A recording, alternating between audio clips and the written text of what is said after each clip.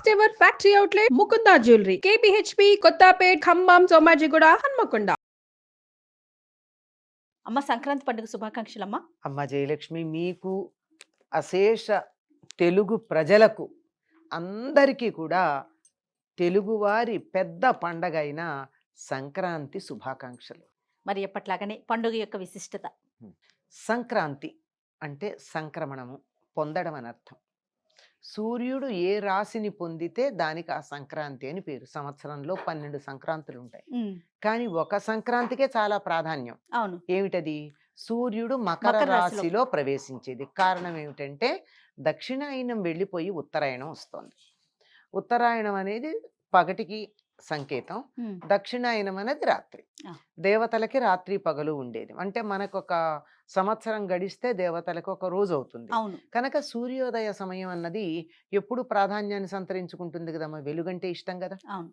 అందులో అప్పటిదాకా చలి, అంతకుముందు వానలు, ఇవన్నీ అయిపోయి ఆహ్లాదకరమైనటువంటి వాతావరణంలో మనం ప్రవేశిస్తూ ఉంటాం గనక దీనికి చాలా ప్రాధాన్యం ఉంది. ఉత్తరాయణము. సూర్యుడు ఉత్తర దిశగా ప్రయాణం చేయడం అనేది ఒక విషయం అయితే, మన శరీరంలో ఉండేటటువంటి మన ఆత్మకి ఆత్మకారకుడు సూర్యుడు. అంటే ఒక జీవుడు సాధనాపరంగా ఉన్నత స్థితికి వెళ్ళడానికి తగినటువంటి కాలం ఉత్తర దిశగా, అంటే ఊర్ధ్వముఖంగా ప్రయాణం చేయడానికి అనుకూలించేటటువంటి సమయం ఉత్తరాయణం. అందువల్ల దానికి అంతటి ప్రాధాన్యం ఉందమ్మా.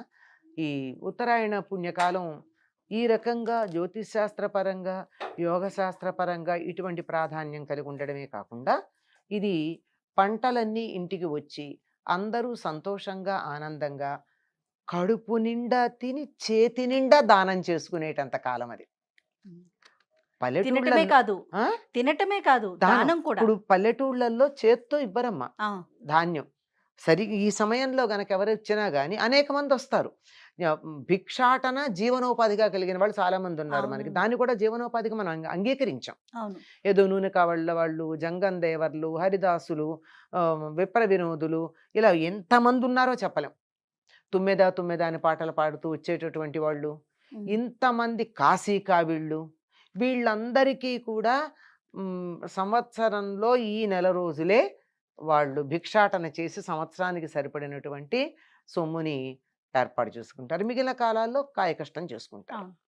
అటువంటిది ఎలా ఇస్తారు వాళ్ళకి దానాలు? ఇలా ఇవ్వరు, చాటలతో ఇస్తారు. మా చిన్నతనంలో అయితే మాకు కుంచాలు అడ్డలు ఉండేవి కదా.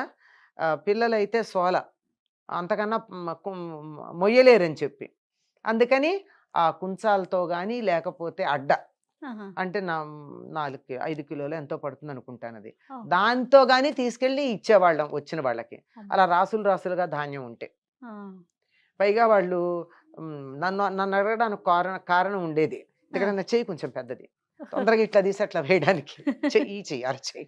అందుకని ఇట్లా దోసిళ్లతో గాని, ఇలా ఒకసారి కదా ఇలా చాట పడితే వాళ్ళ జోలిలో పట్టకపోతే ఏం చేయాలి? దోసిలతో తీసి చాటల్లో పోయడం. అట్లా అనమాట.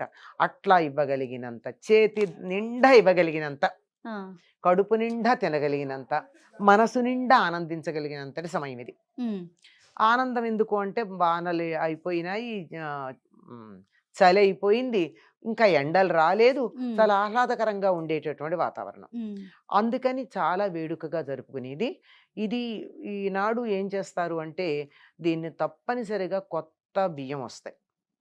కొత్త బియ్యం అప్పుడే ఎక్కువ పశువులు ఈని పాలు బాగా ఉంటాయి, లేగంటి పాలు ఉంటాయి బాగా. లేగంటి పాలతో బాగుంటుంది పరమాన్నం. పెరుగు కూడా రుచిగా ఉంటుంది, ఆరోగ్యం కాదు కానీ. వెన్న నెయ్యి తరిపి పాలలో వచ్చిన రుచికి తేగంటి పాలే. కనుక లేగంటి పాలు వేసి, కొత్త బియ్యం వేసి, కొత్త బెల్లంతో పరమాన్నం వండి దేవుడికి నైవేద్యం పెడతారు. ఇలా పాలు పొంగితే దీన్నే పొంగల్ అంటూ ఉంటారు తమిళ. అంటే ఆ పొంగడానికే దానికి ప్రాధాన్యం. మనం కూడా పాలు పొంగిస్తాం. ఈ పాలు పొంగించుకుంటూ ఈ పొంగలి తయారు చేసి బొమ్మలకి నైవేద్యం పెట్టడం, ఆ తర్వాత ఇంట్లో లక్ష్మీనారాయణ పూజ చేసి దేవుడికి నైవేద్యం పెట్టడం. తప్పనిసరిగా కట్టె పొంగలి, ఈ పాలతో చేసిన పొంగలి, 2 పొంగళ్ళు ఈ సమయంలో నివేదన చేస్తాం ప్రధానంగా.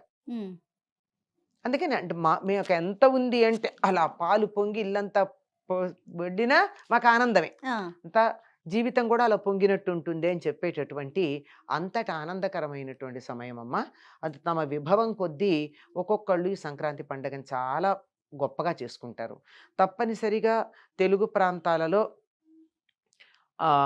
ఆడపిల్లలందరూ పుట్టిళ్ళకి వస్తారు. అవును. కొత్త అల్లుళ్ళు అయితే రాకపోతే అదొక పెద్ద దోషం కింద లెక్క.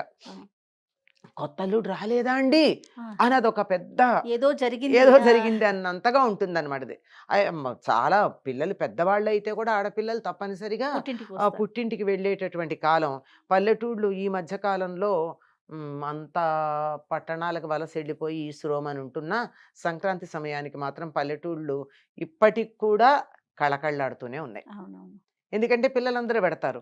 ఒక పక్కన పచ్చని చేమంతి పూలు, బంతి పూలు, ఎర్రని మిరప్పళ్ళు, బంగారు రంగులో వరి కోసి ధాన్యపు రాసులు, పచ్చగా ఎక్కడ పడితే అక్కడ చెట్లు చిగిర్చి ఇంకా ఆకులు ఒడిలిపోకుండా ఉన్నటువంటి వాతావరణం, అద్భుతంగా ఉండేటటువంటి వాతావరణం.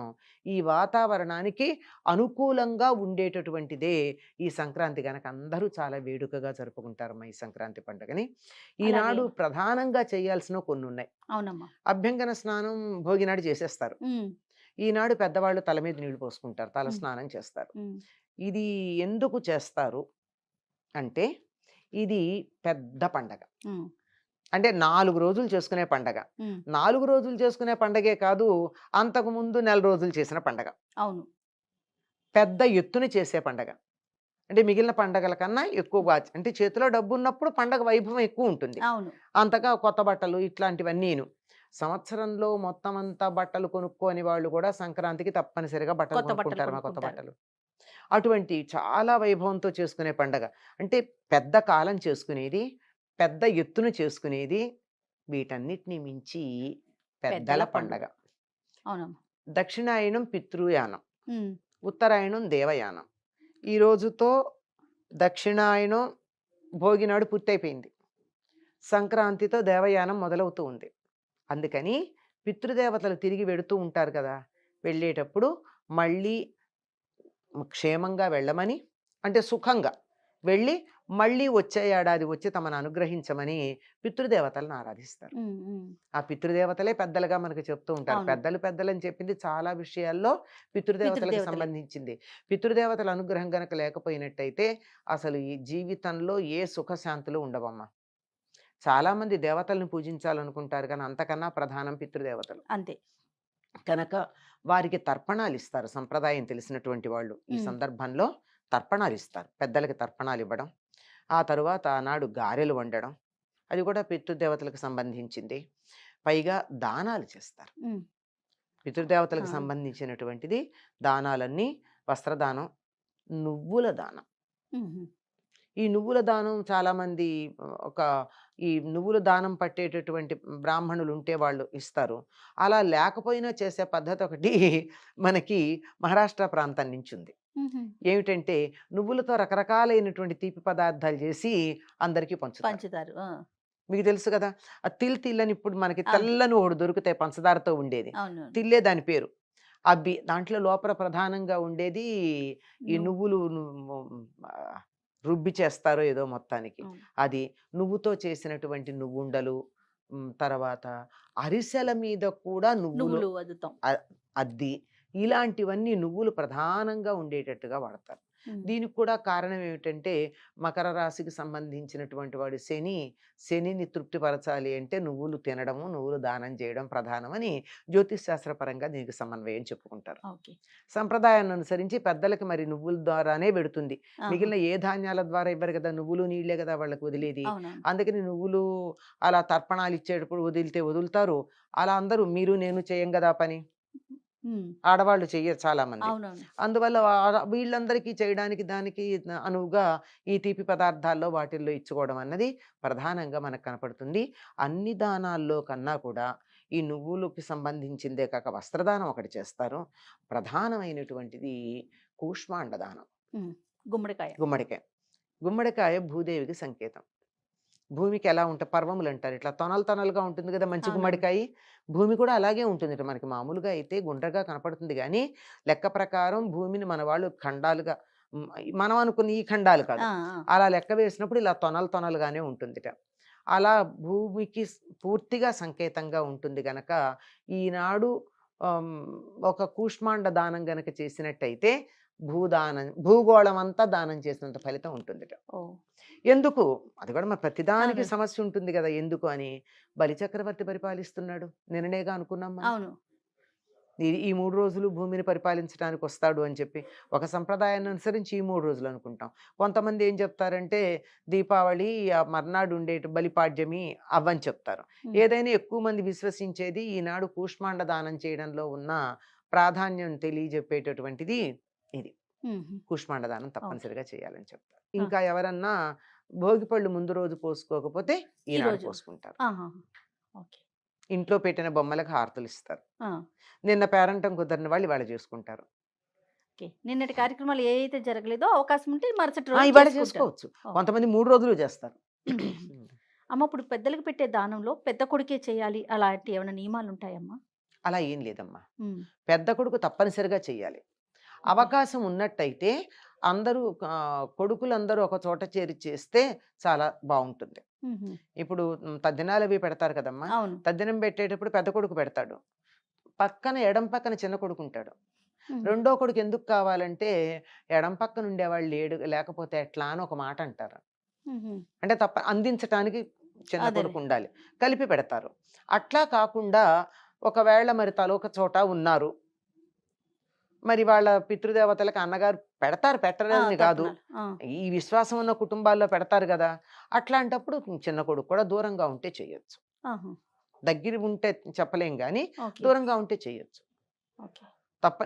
దగ్గరుంటే కూడా ఈ తర్పణాలు ఇవ్వడానికి ఎవరికి వాళ్ళు ఇవ్వాల్సిందే. ఆ, ఇప్పుడు తద్దినం పెట్టడం అన్నది కలిసి చేస్తే మంచిది. ఆ, ఈ తర్పణాలు ఇవ్వడాలు లాంటివి అందరూ ఇవ్వాలి. పెద్ద ఇప్పుడు అక్కడ ఒక కొడుకు, ఇద్దరు ముగ్గురు కొడుకులు ఉన్నారు అనుకోండి, పెద్ద కొడుకు చేస్తుంటే కూడా తర్పణాలు పక్కన తమ్ముడు కూడా ఇస్తాడు కదా. అవును. ఇక్కడ ఇలాగే ఇస్తారు. ఆహా. కాకపోతే అలాంటి చోట్ల చేసేటప్పుడు వీరు చేస్తూ ఉన్న పెద్ద కొడుకు పేరు చెప్తారు. ఇప్పుడు కాశీ గయా వంటి పుణ్యక్షేత్రాల్లో కూడా చేస్తుంటారు కదమ్మా, తర్పణాలు వదిలిపెడుతుంటారు కదా, ఆ. అప్పుడు ఎలా చేయాలమ్మా?